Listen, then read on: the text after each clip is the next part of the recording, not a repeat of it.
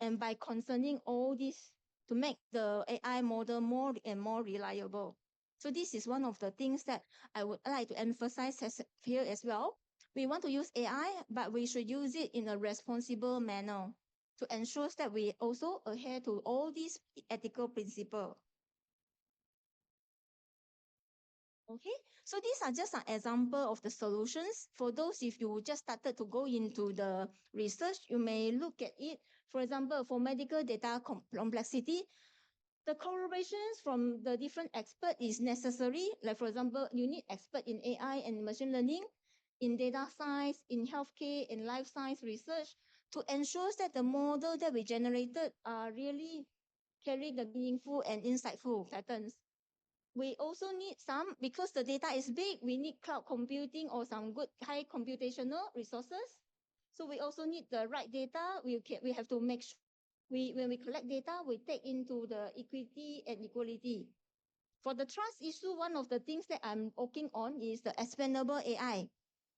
Since they don't know how the decision is made, right, we can apply some XAI technique, interpretability techniques to provide what we call the explanations to different stakeholders. When we give explanation to patients, how we should give it. When we give explanation to physicians, clinicians, how we should give it. When we give decisions to some other people like the some other stakeholders, they are the way how we prepare the explanation should be more human centric. So this is also one of the research that I'm currently working on. Security issues, for example, one of the approach is now a lot of people are using federated learning. Because federated learning, we have multimodal data set. So if by using federated learning, we don't have to put all the data in one database only, but we can decentralize we can take the data from different places in the secure location, but we still can do the processing and analysis. So for ethical consent, so all these data anonymizations, all the ethical principles must be applied. The regulatory concerns, it depends on what are, in your country, what are the regulations that you must follow. So we should follow the principles, follow the regulations, and also try to choose the tools and platforms that already certified or has a proof track record, safe to be used for clinical and healthcare setting. Try to pick that. And lastly, the interoperability. One of the things that normally we try to follow the FAIR principle to prepare the terminology or vocabulary so that we can easy to interoperate with different machines or different systems. The findable, make it findable, accessible, interpretable, and also reusable. So this is also one of the things that you can look into, even if you are developing the system. Okay, so here are some key considerations.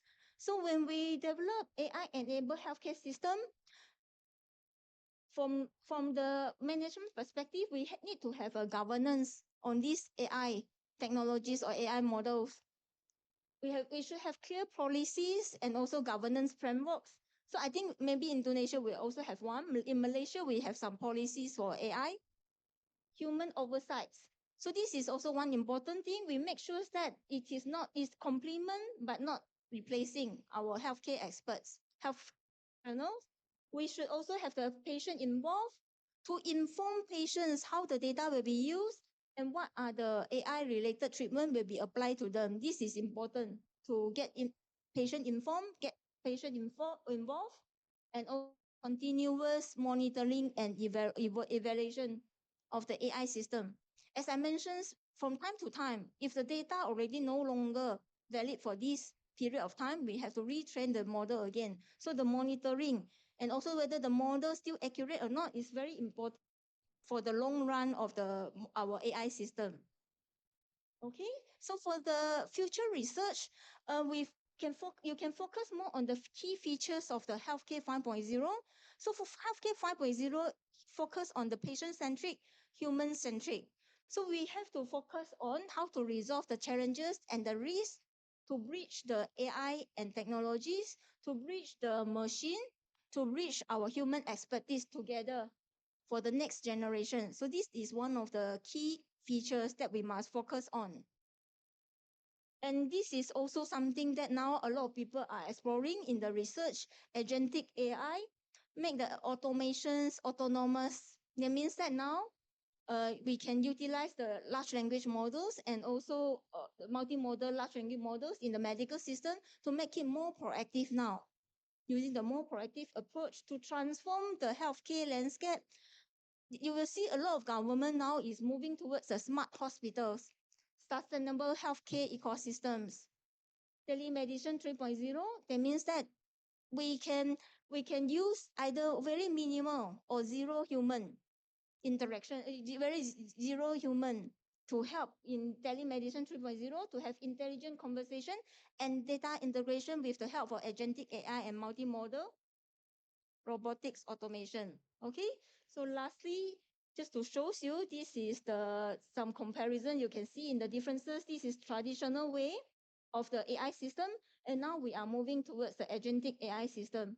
How we can have autonomous agents to do the fast code generation, and after deploy, if we have any issue, quickly come back, redo, improve, reevaluate. Okay, so lastly, this is just my last slide to show you that the AI agent can have the autonomy to help us to do more complex goal-oriented tasks. So these are some of the future trends that we are going into it in healthcare. And more important thing, when we have so many AI agents, we also moving towards what we call multi-agent system with multiple AI agents communicate or and collaborate for joint decision. So for if you are doing software engineering or system development, this is something that you can explore how you can have the process model or architecture that can support multi-agent system. Okay, thank you very much. I will end the talk now. So this is, if you have want to connect with me in LinkedIn, you can scan my profile, and this is my email address. Thank you everyone for your attentions. So do you have any questions to ask? Maybe the moderator can help to moderate. Okay, thank you very much, Dr. Yunkia. Yeah. And now is the Q&A session. If there are any question from the audience, I will give opportunity in the audience first and then in the Zoom. Okay. Okay, we have one, two. Okay, so Mr. Hoirul first.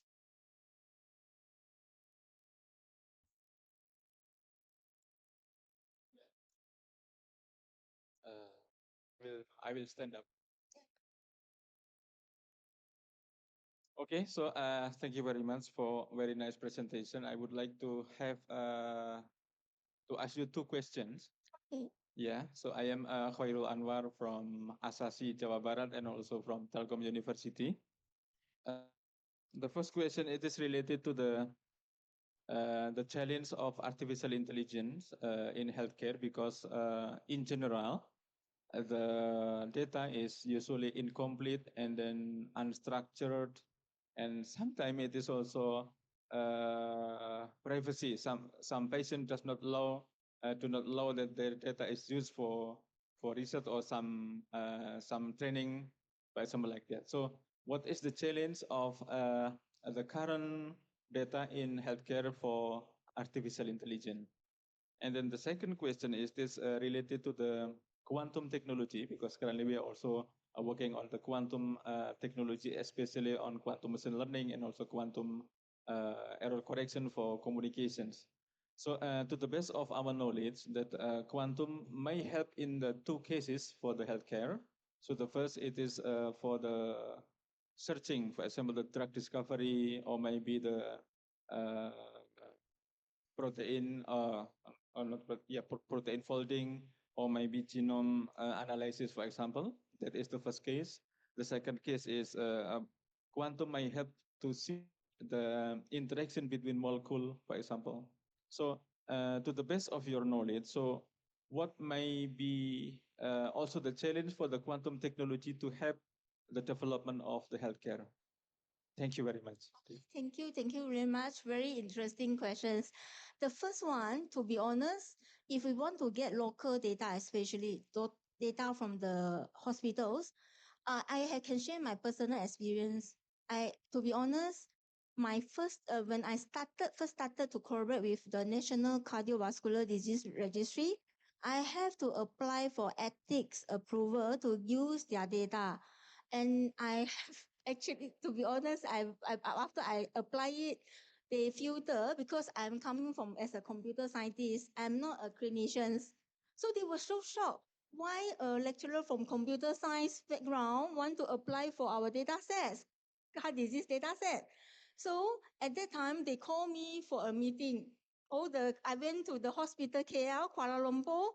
We talked to so many expert clinicians to explain why I want to use AI. What is the good thing about AI? At that time, like 7, they don't really know about they just started to hear about AI, so they are not comfortable to give me data set. So I have to convince them, meet them. But now I realize that the best way how you get data set is you approach the clinicians.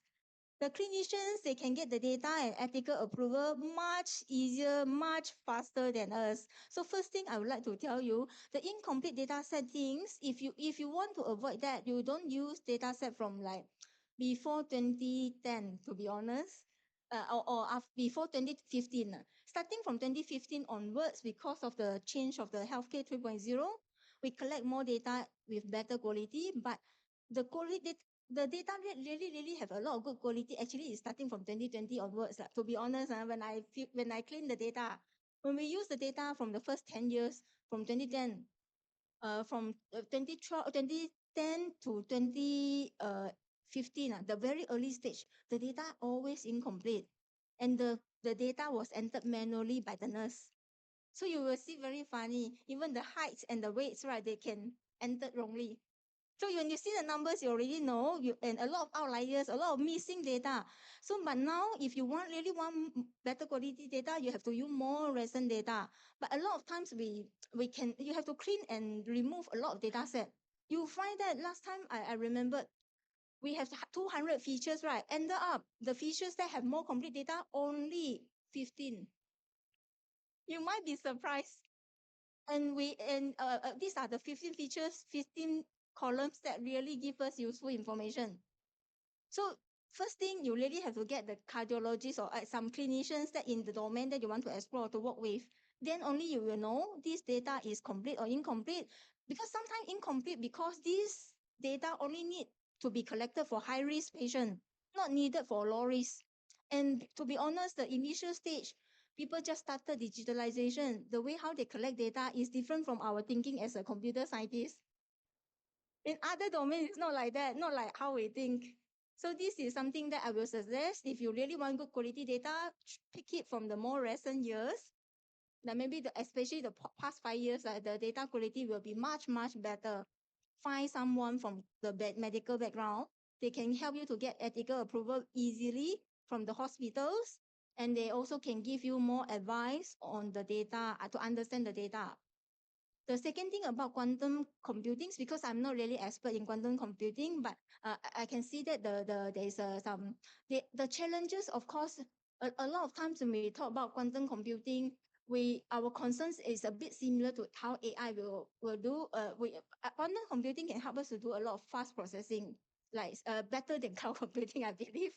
So, but of course, the same thing. I think there are some of the similarity things that like on the security aspect, on the how you can make it interoperable, and also how you actually at the end, how your quantum computing. I think the cost that we spend also one of the challenges. So I believe quantum computing is also quite expensive. You want to set up.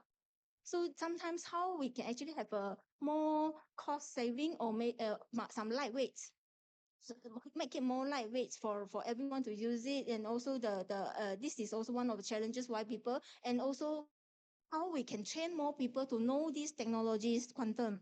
So now a lot of things that why people are afraid of quantum AI, because they don't know. But if we give it, especially from the education, emphasize more on AI, emphasize more on quantum computing, because it will definitely be our future. If we use robotic, if we use AI. So I will think that these are the challenges if people don't know, lack of trust, sometimes, and also the cost. In Malaysia and in Indonesia, I think one of our major thing is the budget lah. We want to do like how the Western countries do, but our allocation won't be so much. When you say want to do quantum computing, I can foresee how tough you have to get such industry support. Like same like Malaysia.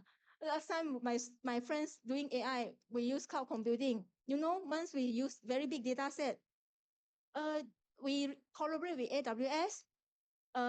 They give us some amount of the free cloud, so a free cloud allocation. You use 1 week, finish already running our models, especially for images. If structured data are still not, you don't you consume so much cloud, but multimodal data set, you use cloud computing very fast. You finish all the tokens, so you will feel like, "Wow, what a shock." So that's why sometimes some people don't go for cloud and they will go for quantum or some other approaches, more cost saving and faster. Yeah, this is just but luckily now we have agentic AI and also large language models also can faster can be faster. Yeah, I hope I no experience when I any still have Yeah, but I think I will give opportunity in the others audience. Okay, so Pak Isman, please. And we have around 1:30 audience in the Zoom, and I will after Pak Isman, there is question from the Zoom. oh, okay. Okay, thank you for the presentation. I have two questions actually. The first one, we have come to the advanced technologies in the healthcare also, like deep learning and etc. But sometimes when we collaborate with medical doctor, they cannot easily believe what we did. So what's your opinion about this situation? Because sometimes we think that if this kind of situation is remain, our effort in developing AI in healthcare is like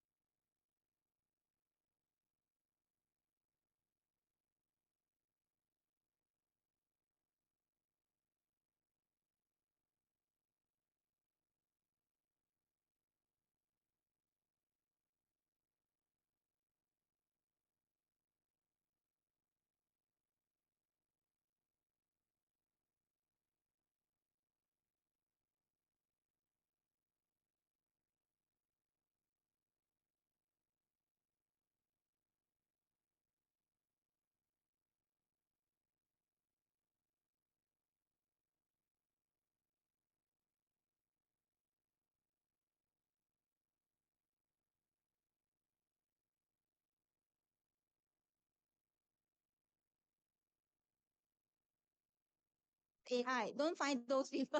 Discourage you only. And second question, I feel you have to find someone who have the same belief. Then only they will spend time to explain to you.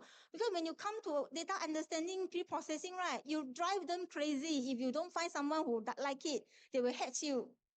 Trust me, 200 features until reduced to 20 features. How much time you have to talk to them? Now I have a PhD student. We are working to using another heart disease cardiac registry. We have done the pre-processing for 6 months. Trust me, 6 months to understand everything. We pre-process many times, keep coming back, keep coming back, keep coming back.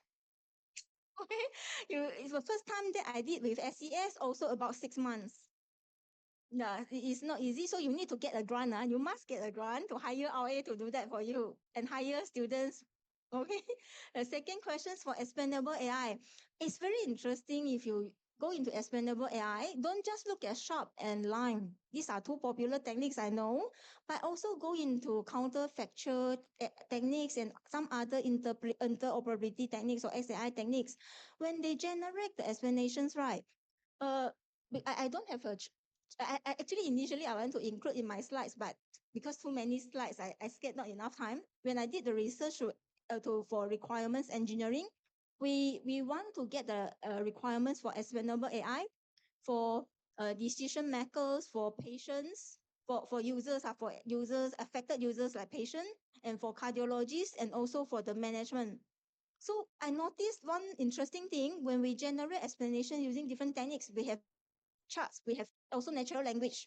When we say explanation, right, besides XAI techniques, now with the help of large language model, all the techniques that we use can convert to natural language explanation. So this is very helpful. Last time when we started the research without LLM, right, I have to write my own coding to interpret and generate the text. But now with LLM, you have models, right? They can explain for you, help you to explain, save a lot of time. You will notice that one interesting thing is for cardiologists, right? When I present in chart or something, they told me I like in table format. I like the data presented or reasoning, show me in table and tabular. But when I show it to patients, users, they like it to be graph, charts, graph, all these more visual. But for cardiologists, so that's why it depends on the domain. Like, for example, like stakeholders, like cardiologists, she told me, I want to see in table format and the reasoning. So, and you highlight some key things. What are the features? And when you have explanation AI, right, one interesting thing is we use the data, we generate the outcome, right? When the cardiologist see the features selected to predict this outcome, she told me this model is wrong. Because for female, normally this will not be this won't be like that. It won't predict as a high risk. If you see this, that means that data has problem. So with the help of them, even the explanation generator, oh, now we know actually this model need to be fine-tuned again. Okay. Yeah, maybe I take too much time. Sorry. And we have questions from online, right? From the Zoom? Sorry. Yeah. Yeah. Okay, thank you, Ms. Wan. Is there any question from raise hand? We have one opportunity from audience in the Zoom. They also can type in the chat if they Yeah, want. and also send the chat. Okay. Okay, no, not that one. Is there any question from audience in the Zoom? No. Yeah. So yeah. Oh, that is one. Oh, one. Okay. Okay. The We're playing the song. participant will on the mic.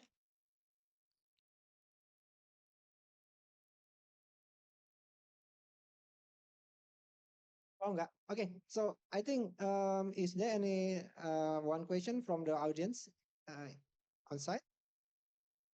No? Okay. Okay. Thank you very much, Dr. Jinkia, for the speech. We now have I'm afraid that the time is up.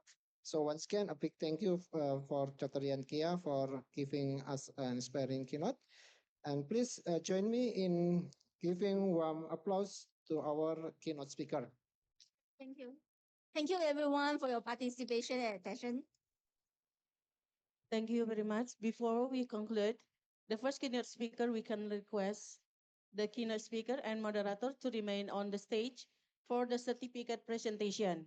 And we would like invite Dr. Sri Widyanesti to present the certificates to our keynote speaker and moderator.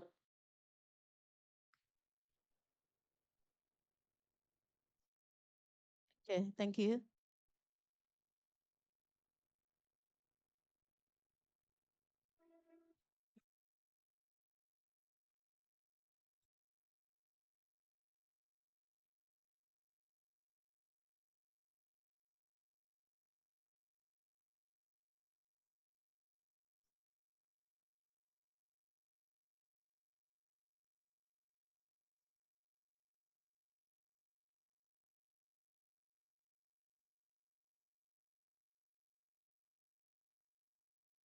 Okay, thank you very much. Next, Bapak.